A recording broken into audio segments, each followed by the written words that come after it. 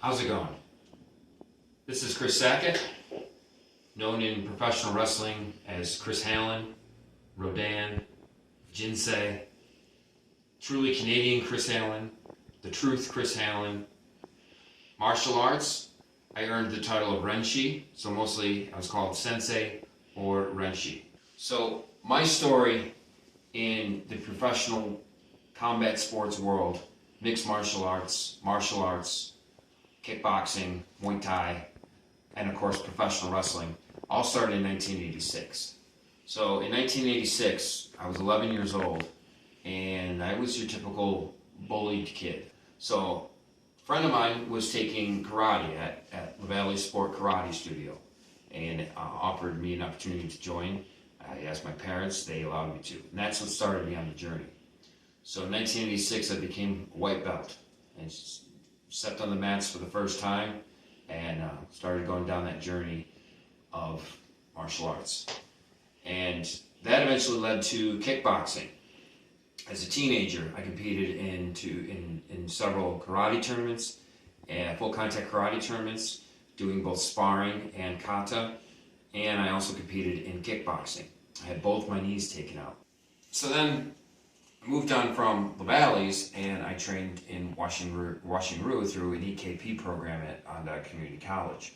And then, as I entered the world of radio with my internship at 95X and my radio show on 95X, that eventually led me to Buffalo, New York, and WNSA Radio, where I hosted No DQ. No DQ was a wrestling talk radio show. We also touched on boxing. We also touched on mixed martial arts, but now we're in the year 2000. And that's where my career in professional wrestling began. I got my start with a fed known as Neo Spirit Pro Wrestling in Canada, and my very first match, I was to interview two men, Chris Chambers and Tyson Dukes, and it was to set up this huge feud between the two. I was supposed to go out there and hype up Chris Chambers. Well, like most people that are green, the first thing I did is I tripped in the ring, and I fell to my knees. So I threw both middle fingers up in the air, and I did a heel promo on the Canadian crowd about being the greatest journalist to come out of America. From there, I ended up with a group called Empire State Wrestling, ESW, in Buffalo, New York.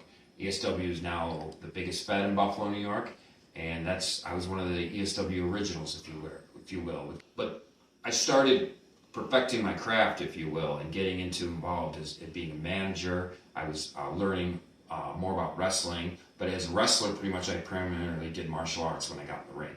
I wore a mask as a wrestler known as Rodan. So that helped me in my career of professional wrestling. My time in ESW didn't last long because a group of us became known as the OSPW 6. It was myself, Deacon, and Bishop, who were known as the Sons of Thunder, who I was managing at the time.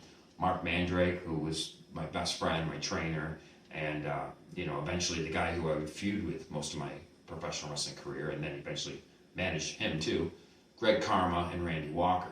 Well, we were, for the most part, kicked out of ESW when we started our own fed, OSPW. Through OSPW, I connected with another fed called Rock City Wrestling, RCW. And the goal was at the time was to bring in their female wrestler, Cindy Sin, who was now known more as Mrs. Brody Lee, John Huber's wife, John Huber's widow, who works for AEW now. And the goal was to bring in Cindy as a female wrestler to OSPW. Well, instead, it turned into OSPW invading Rock City, almost like the NWO. So from there, that's where I met Tiger Smith for the first time. And I've been friends with Tiger for now 20 years. But what had happened was we did this whole angle with Rock City. We invaded Rock City invaded us, the three-way wars between RCW and OSPW. So we kind of developed a good working relationship, and through there and through OSPW, I was able to connect with a lot of people that have gone on to bigger spots in the business. Angel Williams is who I managed in OSPW. She became known as Angelina Love, one of the beautiful people in NWA TNA. She was also with the WWE for a short time in Ring of Honor. And Sean Spears, who of course was in the WWE and most recently AEW. So I worked with some other names. Ron Killings, Ron the Truth Killings I got to work with, R-Truth. I worked with him in North Carolina, and we did a show in Shelby, North Carolina, where there was literally only 10 people in the audience. I got to work with R-Truth again at an event called the Ballpark Brawls, and that is where the accident happened. So 2004, I broke my back. How did I break my back? I was the referee for the Ballpark Brawl 2, and there was a situation where the match was Abyss versus Sean O'Hare. And Abyss was managed by Jimmy Hart, Sean O'Hare was managed by Roddy Piper. What was supposed to happen was the relief pitcher from the Buffalo Bisons was throwing in a baseball bat to Piper to start swinging at the locker room as they ran out. I was supposed to run out as another referee and call for a double DQ, and that's it. Well, Abyss grabbed me and chokeslammed me, breaking 2 discs and 3 vertebrae. But that is pretty much what I'm known for in professional wrestling, is the referee who Abyss nearly killed. Well, he didn't kill me. I was told I was never going to walk again, but being a martial artist, they brought me back through rehab, and I was able to push myself, and I was able to get better. I had a couple back surgeries over the years, and eventually was able to start training again. So the first thing I did was, before the second back surgery, after the first one, was I became a part of NEW, once again with Tiger Smith. And that's when I started getting some training at the Tiger's Den. And through there, myself and Tiger Smith and Johnny Swift, our goal was to give an alternative to what else was being done in professional wrestling in Rochester, New York. I retired the first time in 2007, managing a team known as the Regulators. And I never wanted to retire as a good guy because that wasn't my thing. I was a bad guy. So after my second back surgery in 2010, I got involved with the martial arts, was as an instructor and as a coach and as a sensei. So over the past decade or so, I was able to work with a lot of great students, even owning my own business, my own dojo called Jesus Strong Martial Arts and the Templar Dojo. And we worked with a lot of mixed martial artists and a lot of kids and a lot of great weapons martial artists. I was able to work with my 2 best students to this day.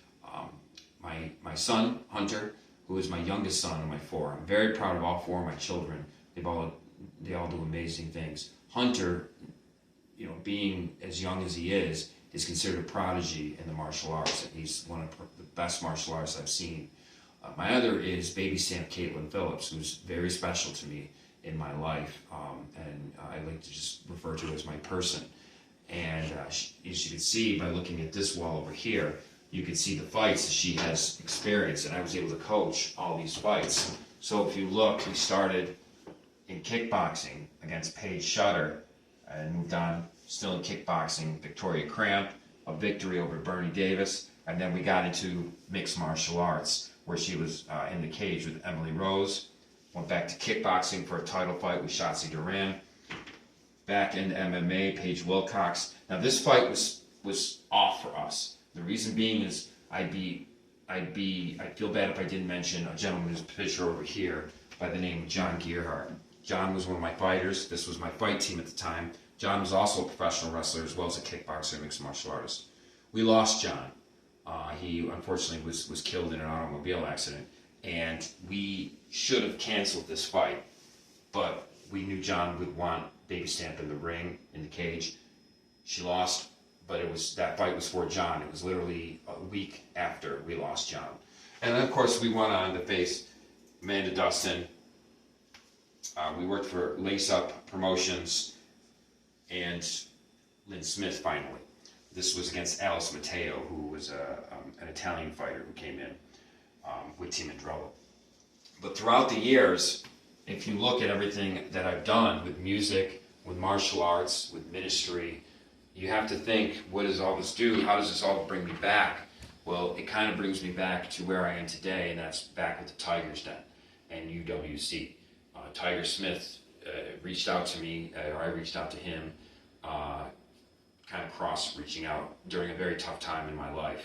And I just shut down the Templar Dojo in JSMA in Tiger gave me an opportunity to teach again, working with young wrestlers such as Tiger Kidd and Damian Saint, Shock, Torrance Banks, getting a chance to work with these guys. And of course, I'm still working with Baby Stamp in her fight career. So, whereas my own career has gone down many different paths between fighter, kickboxer, martial artist, wrestling manager, wrestler, wrestling referee, which is another whole thing. Being a sensei, a teacher, and a coach has always been the biggest thing for me, and will continue to always be the biggest thing for me. So if I had to sum up my life in just the 10 minutes or so that I've been talking, I would really say that I don't think I made an impact on this world at all. But I hope that I made an impact on someone that will make an impact on this world. God bless.